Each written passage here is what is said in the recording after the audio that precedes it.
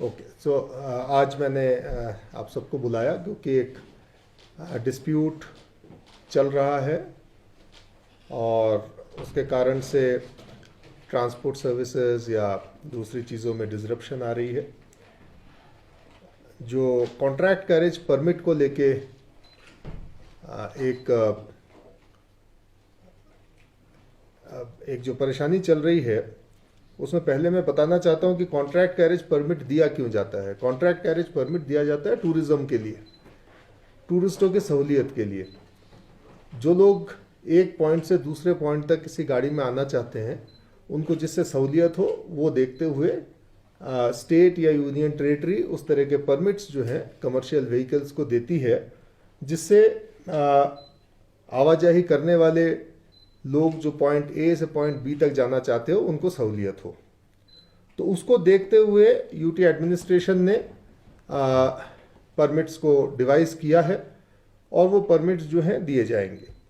Motor vehicle act ये सारी चीज़ें गवर्न करती है। सेक्शन 74 उसका इन चीज़ों को गवर्न करता है और सेक्शन 74 के तहत ये परमिट्स जो हैं ट्रांसपोर्ट अथॉरिटी किसी कमर्शियल व्हीकल को देती है किसी एरिया पे या किसी रूट पे या एक रूट से ज़्यादा रूट्स पे बांध के, और उस स्पेसिफिक एरिया और उस स्पेसिफिक रूट या उस स्पेसिफिक एक से ज़्यादा रूट्स पे जिस पे कि ट्रांसपोर्ट अथॉरिटी परमिट देती है, उस पे ऐसे कमर्शियल गाड़ियों को कॉन्ट्रैक्ट कैरेज परमिट होल्डर को चलना होता है।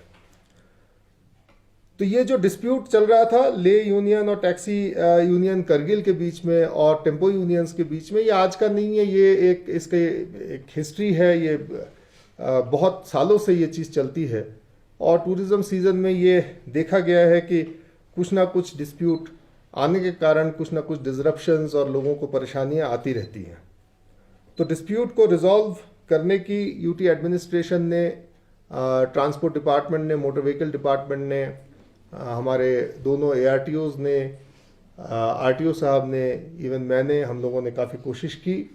अंत में जब डिस्प्यूट को रिजॉल्व करना था तो मीटिंग्स, बहुत लंबी मीटिंग्स दोनों यूनियंस के साथ चलती रहीं। जो मीटिंग 1 तारीख को शुरू हुई वो जाके 2 तारीख को ख़त्म हुई। 2 दिन लगातार मीटिंग्स चलती रहीं, बट दोनों यूनियंस जो हैं किसी एक मत पे, एक सल्यूशन पे नहीं आ पाए। उसके बाद जो हमने हमारे transport department, motor vehicle department, traffic police, इन सब के समझ से और जो यूनियंस के राय है उनको देखते हुए और उनका एक सबको जिससे सहूलियत हो, टूरिस्ट को जिससे सहूलियत हो, और दोनों transport unions, taxi unions and tempo unions, इनको जस्टिस दोनों को मिले, उस तरीके से यूटी एडमिनिस्ट्रेशन ने आज अपना जो परमिट सिस्टम आगे आने वाले टाइम में चलेगा उसको डिवाइस किया है। उसके लिए स्पेशली स्टेट ट्रांसपोर्ट अथॉरिटी की मीटिंग बुलाई गई आज शाम को 5 बजे, और मीटिंग में जो मेंबरान होते हैं और special invitees from the district administration, police administration, regional transport associations, authorities, इन सब ने पार्टिसिपेट किया। और जो आगे आने वाले टाइम में ट्रांसपोर्ट कॉन्ट्रैक्ट कैरेज इशू करने के लिए जो रूल्स लागू रहेंगे वो इशू किए। तो उसमें जो गाड़ी जिस ज़िले की होगी वो गाड़ी कॉन्ट्रैक्ट कैरेज में उस ज़िले में तो चलेगी ही चलेगी, पूरे एरिया में। उसके अलावा भी लद्दाख के जो हाईवेज़ हैं, नेशनल हाईवेज़ है, उस पर वो गाड़ियाँ फ्रीली चलेंगी। नेशनल हाईवे 1D के ऊपर वो गाड़ियाँ जब अप्लाई करेंगी तो टूरिज़्म के लिए जो इम्पोर्टेंट टूरिस्ट स्पॉट्स हैं जो उस हाईवे के विसिनिटी पे, वहाँ तक भी वो गाड़ियाँ जा पाएंगी। जहाँ रही बात इनर रूट्स की, दोनों ज़िलों के अंदर ही जब इनर रूट्स में जाने की ज़रूरत होगी और अपने जो उस डिस्ट्रिक्ट के अंदर ट्रांसपोर्ट यूनियन को अगर दूसरे गाड़ियों की मदद की ज़रूरत पड़ेगी दूसरे डिस्ट्रिक्ट से, तो वो एआरटीओ साहब के पास अप्लाई करके और गाड़ियाँ मंगवाएंगे और वो गाड़ियाँ जो हैं रिक्विजिशनिंग डिस्ट्रिक्ट में फिर इनर रूट्स पे टेम्परेरी परमिट्स स्पेसिफिक पीरियड्स के लिए एआरटीओ दिया करेंगे। तो ये सारी चीज़ों के हिसाब से हमने ARTOs को डायरेक्शन दिए हैं कि ARTOs इमीडिएटली अपने अपने डिस्ट्रिक्ट में, अपने अपने जुरिस्डिक्शंस में जिन भी व्हीकल्स के पास परमिट्स नहीं हैं, नए परमिट्स इशू होने हैं या रिन्यूअल्स होने हैं, उनको अप्लाई करवाएं और इमीडिएटली टाइम बाउंड मैनर में परमिट्स इशू करें। तो ये सारे डिसीशंस इस बार लिए गए हैं STA की मीटिंग के अंदर। उम्मीद करते हैं कि ये जो कन्फ्यूजन है या जो लॉक जैम है परमिट्स के लिए, कॉन्ट्रैक्ट कैरेज परमिट्स के लिए, ये हल हो जाएगा और ट्रांसपोर्ट डिपार्टमेंट या मोटर व्हीकल डिपार्टमेंट इसको कॉन्स्टेंटली मॉनिटर करेगी कि ये किस तरीके से एग्जीक्यूट हो रहा है। उसके बावजूद अगर लोगों को कोई परेशानी आती है उसको भी हम लोग देखेंगे और हर 6 महीने पे इसको रिव्यू करेंगे।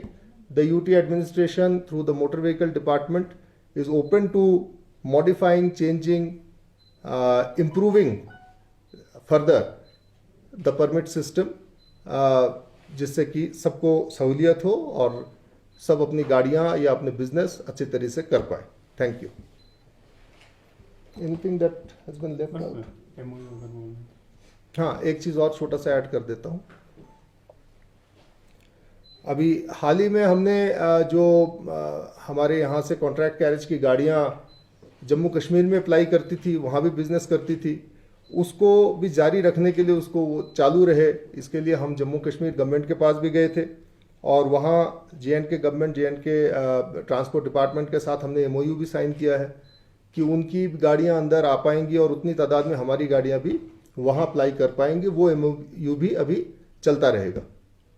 सर, ये हमेशा से बिगिनिंग ऑफ द सीजन या एंड ऑफ द सीजन जब आता है तो डिस्प्यूट ज़्यादा बढ़ जाता है और इसमें क्या दोनों यूनियन सहमत हैं जो डिसीजन लिया है? क्योंकि कारगिल में तो बिल्कुल ही बंद किया है वहाँ पे और लद्दाख में भी वो सोच रहे हैं कि सबसे अपील कर रहे हैं इस चीज़ में कंट्रीब्यूट करें और लद्दाख आके ये बंद करने की भी वो बात कर रहे थे। तो उसमें कैसे एक बड़ा सोल्यूशन निकल सकता है सर आगे? देखिए, जब टूरिस्ट सीज़न होता है तो लाजमी है कि उसी वक्त ये डिस्प्यूट जो है पीक पे चला जाता है क्योंकि डिमांड उस वक्त ज़्यादा होती है। That is why. और जब लीन सीज़न होता है तो डिमांड नहीं होती है, बिजनेस के लिए कम्पिटिटिवनेस नहीं होता है, इसके कारण उस वक्त ये चीज़ें नहीं उठती हैं। That's a natural thing to happen. और जहाँ रही बात दोनों इसमें सेटिस्फाइड इस वक्त हैं कि नहीं है, मैंने आपको पहले ही बताया कि 2 दिन के मैराथन मीटिंग्स के बाद भी दोनों कॉमन ग्राउंड पे नहीं आए, बट जो बेस्ट कॉमन पॉसिबल सोल्यूशन है वो UT एडमिनिस्ट्रेशन ने दिया है और इसको हम ट्राई करेंगे। हम अपील करते हैं जितने भी हमारे कॉन्ट्रैक्ट कैरेज ऑपरेटर्स हैं वो इमीडिएटली ARTO ऑफिसेज में जाना शुरू करें और इस नए परमिट सिस्टम को पे अप्लाई करना शुरू करें। और जैसा मैंने पहले भी बोला कि we can again review after 6 months and then again after 6 months and see how it is going. तो ऐसा नहीं लग रहा सर, जैसे कि दिन में आज एक प्रेस कॉन्फ्रेंस दिया था टैक्सी यूनियन की प्रेसिडेंट ले ने, तो उसमें वो सीधा बोल रहे थे कि हमें डिस्ट्रिक्ट परमिट ही चाहिए। तो कारगिल की जो यूनियन है वो इस पर तो आपको पता है पूरा राजी नहीं है कि पूरा स्ट्रिक्ट चल रहा है, तो आपको नहीं लगता उनके साथ इनजस्टिस हो रहा है सर? नहीं, हमने मैक्सिमम दोनों को वही दिया है जो कंपेरेबल है और दोनों के साथ बिल्कुल जस्टिस किया गया है।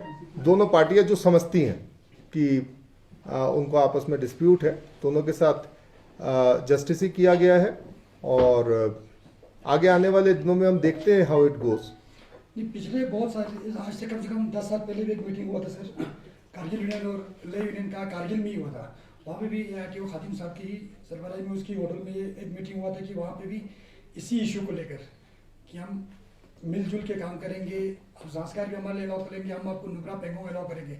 लेकिन जब तक हम देख रहे हैं कि संस्कार आज तक अलाउ है, JK वहाँ पे हमेशा हमने आते जाते देखा है, लेकिन LA01 या JK07 को यहाँ कहीं अलाउ नहीं हो रहा है। विदाउट इस साल अलाउ किया गया था सर, जबकि इनको ज़रूरत था गाड़ी का, जब शॉर्ट था ले यूनियन में गाड़ी का, तब लाके कुछ गाड़ियों को यहाँ अलाउ किया गया था सर।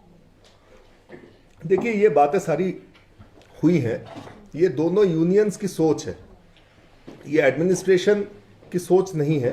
तो ये आप मेरे से पूछे उससे अच्छा रहेगा कि आप यूनियन से ये सवाल करें।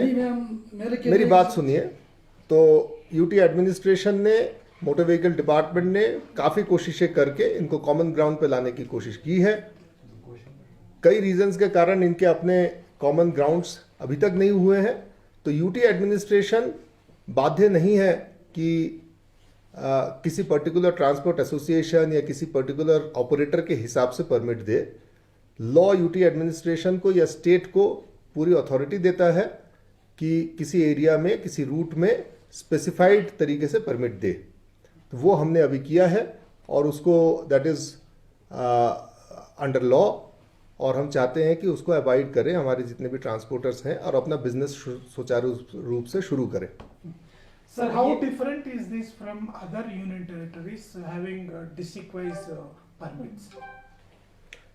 Many other union territories also issue permits in the same way as provided under law. It is the section 74 of the Motor Vehicle Act, you can refer to it, that determines how a permit has to be given for contract carriage. There are no two ways. The Motor Vehicle Act doesn't specify any state permit, it doesn't specify any UT permit, it doesn't specify any district permit.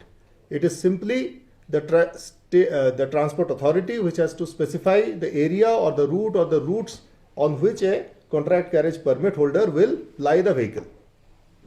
So, will it be complying the new number plates that are being issued, Bharat number plate? 100%. Sir 1 UT 1 permit का demand रख रहे थे कारगिल की ओर से, उस पे आप क्या कहेंगे sir? That is the demand of the particular demanding agency. So I have no comments to make on it. I will, the department or the transport department or the UT administration will go as per the law. Thank you, sir. Thank you.